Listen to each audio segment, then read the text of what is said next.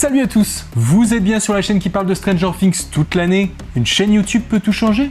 Donc si vous voulez rester connecté à l'actu, c'est ici, vous le savez déjà. Aujourd'hui forcément il y aura un peu de théorie, mais contrairement à d'habitude, des théories que je validerai pas forcément, histoire de changer. Et je vous expliquerai pourquoi. On va parler aussi des nouveautés diverses qui arrivent, comme d'hab. Bref, plein de petites choses cette semaine pour amorcer la rentrée, donc on y va.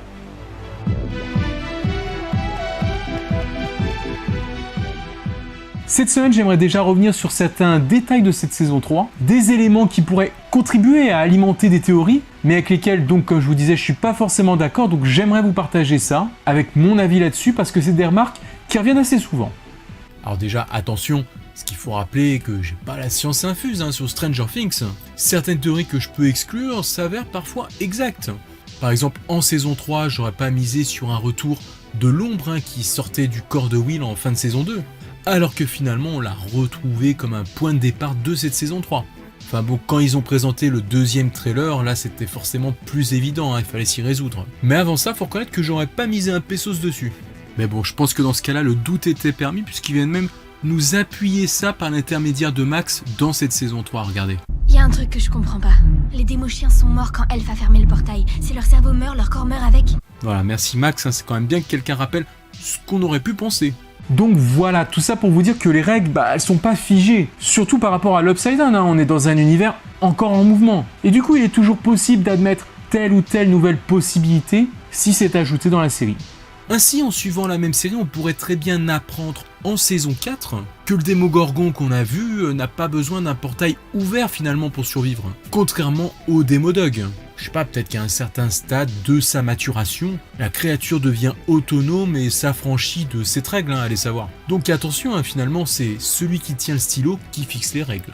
Rien n'est gravé dans la roche tant que ce n'est pas en contradiction avec cet univers qui se construit au fur et à mesure. Bref, voilà, après cette petite parenthèse, on va revenir sur 2-3 points fréquemment évoqués. Déjà, le premier point, Billy ne serait pas mort. C'est vrai que moi j'aime bien faire survivre les personnages aussi, mais dans le cas de Billy, ça paraît quand même très compliqué. Toutefois, les défenseurs de cette idée mettent en avant deux gros arguments. Déjà, en fin de saison 3, le journal n'évoque pas la mort de Billy, mais celle de Hopper. Est-ce que ça veut dire qu'on n'aurait peut-être pas retrouvé son corps? Qu'il n'est pas mort ou que les Russes l'ont emmené peut-être? Alors qu'en effet, un article est consacré à la disparition du chef de la police dans les flammes. Parce que le journal parle juste d'un incendie au Starcourt, au passage. Mais il fait aussi état, en gros, d'une trentaine de morts. Et on ne voit pas le détail de l'article. Alors comment ils arrivent à 30 morts, ça je sais pas. Peut-être que dans le tas, ils en ont profité pour compter tous les disparus qui ont été absorbés par le gros monstre, dont le cadavre gît au milieu du centre co, et peut-être aussi celui des hommes de main russes tués par Eleven et par Hopper. Enfin voilà, que le journal ne parle pas en gros de Billy, je trouve pas ça vraiment choquant en soi, parce que ce n'est pas non plus une personnalité de Hawkins au même titre que Hopper. Donc c'est peut-être normal qu'il n'ait pas eu un article consacré. On peut toujours imaginer qu'ils en parlent un peu plus bas dans les colonnes, dans une sorte de liste des victimes peut-être, vu qu'on ne voit que le haut du journal. Mais en tout cas, ce qui est sûr, c'est qu'on le voit clairement mourir. Là, on peut pas trop faire le coup de pas de corps, pas de mort, Mais il y a aussi un deuxième argument qui revient souvent. Billy a un double obscur que l'on voit au début de la saison. Et ce serait lui qui est mort. Le vrai Billy errerait donc dans l'Upside Down. Alors déjà sur ce deuxième point, moi je veux bien. Mais alors du coup, lorsqu'Eleven lui remémore des souvenirs, ça semble bien être le vrai Billy qui se retourne contre le monstre. Un double obscur n'aurait peut-être pas ses souvenirs, ou alors ça lui aurait pas fait le même effet. En tout cas, il ne pourrait pas redevenir normal, puisqu'à la base c'est juste un double. En plus, s'il y avait vraiment deux Billy et que le vrai serait prisonnier dans l'Upside Down, Eleven aurait peut-être pu le percevoir lorsqu'elle le cherchait mentalement. Non, je vous dis, décidément, ça marche pas trop. Après, en revoyant cette scène avec les deux Billy, moi sur le coup, j'ai plutôt pensé à une illusion, à un moyen de le persécuter mentalement de la part du Mind Flayer, une façon de prendre de l'emprise sur lui. D'ailleurs, dans les scènes avec Karen ou avec Heather, Billy commence clairement à avoir des allus là aussi, donc ce ne serait pas surprenant que, là encore, c'est une hallucination. Et puis surtout, je trouve ça normal après tout. C'est le Mind Flayer qui fait ça, pour rappel en français, le flagelleur mental. Donc l'entité tient son nom justement du fait qu'elle va torturer les esprits de ses victimes. C'est là sa capacité première, ce qui sera montré à l'écran par ces sortes d'hallucinations. En somme, pour moi, il n'y a pas de double de Billy à proprement parler. C'est juste une image de ce qu'il va devenir, de ce qu'il doit devenir même pour accomplir le plan du Mind Flayer. Donc a priori, laissons ce brave Billy là où il est, en plus il a eu une mort héroïque. Bon, et dans ce cas-là, me dites pas aussi que Hopper faut laisser parce qu'il a une belle mort. C'est un autre problème.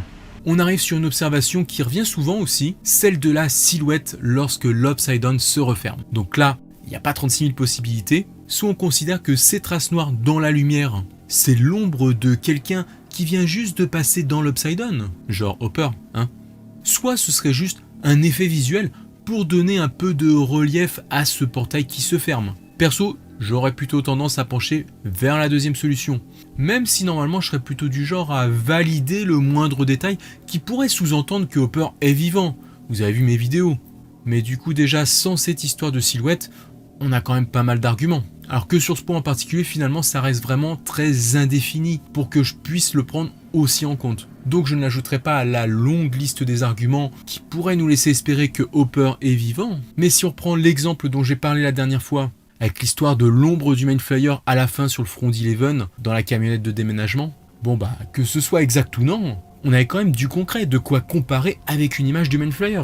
Et il y avait quand même de quoi rester dubitatif du coup. Ici c'est quand même beaucoup plus subjectif, même si on peut se dire que ça semble bouger derrière s'il y a une silhouette. À la fois le portail est quelque chose de vivant, donc ceci pourrait expliquer cela. Donc même si je suis friand de ce genre de petits détails qui viennent alimenter une théorie, là franchement j'arrive pas assez à voir pour en tirer du concret. Du coup, on va dire que ce sera à l'appréciation de chacun. Après, à part ça, on a quand même des théories qui peuvent se confirmer avec le temps avec des nouveaux éléments. Par exemple, je reviens sur l'éventuelle homosexualité de Will cette fois. On est déjà un peu revenu sur la question dans une vidéo précédente, mais récemment, certains articles en ont remis une couche, et puis c'était très intéressant. En effet, il semblerait que dans le script de l'épisode pilote que les frères Duffer avaient partagé sur les réseaux sociaux à l'époque de la première saison, Will était décrit sur leurs documents, écrits de leurs mains, comme un garçon doux et sensible qui connaissait des troubles de son identité sexuelle. Alors forcément, ces termes, qui sont des termes officiels des frères Duffer à l'époque, ça pourrait venir un peu plus confirmer cette idée que Will serait gay, et peut-être donner un peu plus de poids aux mots prononcés par Mike dans cette saison 3. Ce qui est sûr là encore, c'est que pour l'instant, rien ne reste défini, même si c'est davantage impossible pour le coup. Après, est-ce que la série aura envie d'aller creuser par là par la suite, ou peut-être faire évoluer son personnage différemment? C'est possible que nous ayons des réponses dans un sens comme dans l'autre au cours de la saison 4. Quoi qu'il en soit, voilà un peu ce que je pouvais dire sur tous ces points. Comme les frères Duffer n'ont qu'une grosse ligne conductrice et échangent des petits points un peu en cours de route, difficile de prendre quelque chose pour acquis tant qu'on n'en a pas la certitude en le voyant à l'écran. Vous pouvez comme toujours donner votre avis en commentaire. Et maintenant, on passe à la suite.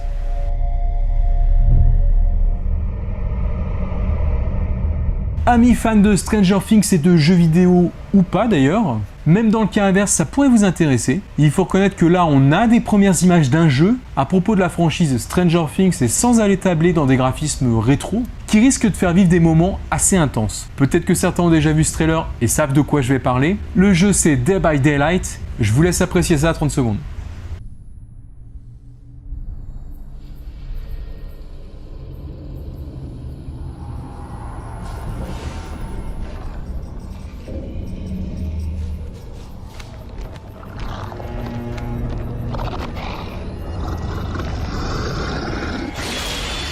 Ainsi, dans ce nouveau DLC du jeu Dead by Daylight, qui sort là maintenant en septembre, on pourra incarner deux personnages de la série, Steve et Nancy. Moi je sais, pour le coup ça ne colle pas vraiment avec l'histoire d'avoir choisi ce binôme en particulier, mais je pense qu'il faut plutôt voir dans ce choix des personnages charismatiques. Après, me demandez pas pourquoi il n'y a pas Hopper.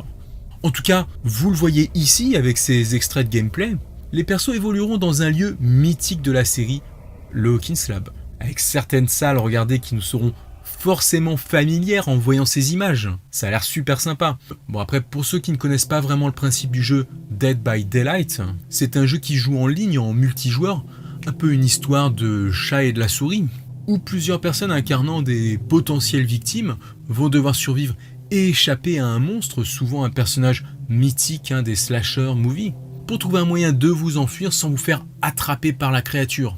Sinon, c'est la boucherie. Et du coup ici, avec le Démogorgon, ça veut dire que vous pouvez aussi l'incarner si vous choisissez d'être dans la peau du chasseur. Une perspective là encore très réjouissante.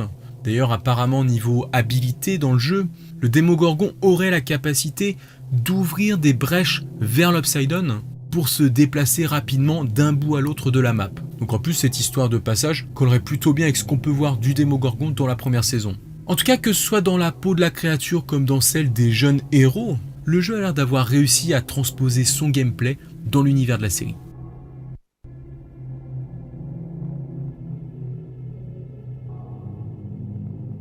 Pour plus de détails techniques sur ce DLC, je vous laisserai dans la description le lien d'une vidéo dont je me suis servi pour les images et où tout ça est très bien expliqué. En tout cas, avis aux amateurs qui veulent vagabonder dans les couloirs du Hawkins Lab et puis dans ces pièces mythiques aussi. Ce DLC sera bien entendu disponible sur toutes les plateformes sur lesquelles le jeu existe déjà.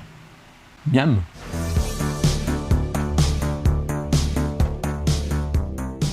On commence avec deux nouveautés Funko Pop qui ne devront pas tarder à sortir. Comme vous pourrez le voir, Alexei aura le droit à sa figurine, ainsi qu'une nouvelle à l'effigie de Robin, en train de tenir le fameux panneau de score de Steve. Concernant Alexei, ça fait déjà quelques temps que des images circulent à propos d'une éventuelle figurine. Alors entre fuites ou tout simplement des gros fakes, le mieux était d'attendre là une annonce officielle. À côté de ça, Dark Horse nous prépare de nouveaux comics books à propos de Stranger Things, et notamment Will, mais aussi le reste de la bande. Il s'intitulera Zombie Boys. Bon, après je vous dis tout de suite, on a le temps, ça ne sera pas disponible avant mars 2020. Et encore là, je parle de la version américaine. En tout cas, cette nouvelle bande dessinée mettra en place une histoire originale qui sera censée se dérouler entre les deux premières saisons de la série Netflix. En gros, pour la petite histoire, il y aura un nouveau personnage, un nouveau venu dans le club d'audiovisuel, qui fera des recherches sur les légendes locales afin de faire son propre petit film d'horreur. Et il découvrira que ses nouveaux camarades du club, donc Mike et sa bande, ont justement un lourd passif à ce niveau-là. Voilà, on n'en sait pas beaucoup plus pour le moment, mais à suivre dans les mois à venir. Au passage, ultime rappel, parce que là c'est bientôt, le Stranger Fan Meet 2 qui se déroulera à Londres le 7 septembre, avec comme invité Millie Bobby Brown et Noah Schnapp. Tiens, au passage, certains d'entre vous me parlent de leur Discord consacré à la série. Donc n'hésitez pas à me donner les liens, ou alors me les redonner pour ceux qui m'ont déjà contacté, une petite piqûre de rappel, ça me fera pas de mal. Comme ça, j'essaierai d'établir une liste accessible à tous, via des posts et en fin de vidéo aussi probablement. Me concernant, je n'ai pas encore de Discord pour le moment, c'est pas à l'ordre du jour, mais si ça venait à se faire dans les semaines à venir, vous serez avertis. Je finis par une petite annonce en vue de préparer une vidéo de déguisement, cosplay, sur le thème de Stranger Things vers Halloween. Je vous invite pour ceux qui veulent à m'envoyer via Insta et Twitter vos photos, extraits de vidéos, dans des tenues ou avec des maquillages emblématiques de la série, qui pourront du coup servir pour cette vidéo. Quelques-uns m'ont déjà partagé de quoi ils étaient capables, donc ça pourrait vraiment être sympa de vous mettre en avant dans ce genre de format. En tout cas, si ça vous dit, faites-vous plaisir et je partagerai tout ça fin octobre. On conclut maintenant cette vidéo avec vos collections comme d'hab. Je rappelle que vous pouvez m'envoyer ça par Instagram. Voilà, il ne me reste plus qu'à vous souhaiter une bonne rentrée, un bon retour au boulot, de bonnes vacances pour ceux qui partent en septembre aussi, il y en a. Et je vous dis à très vite. Ciao les amis.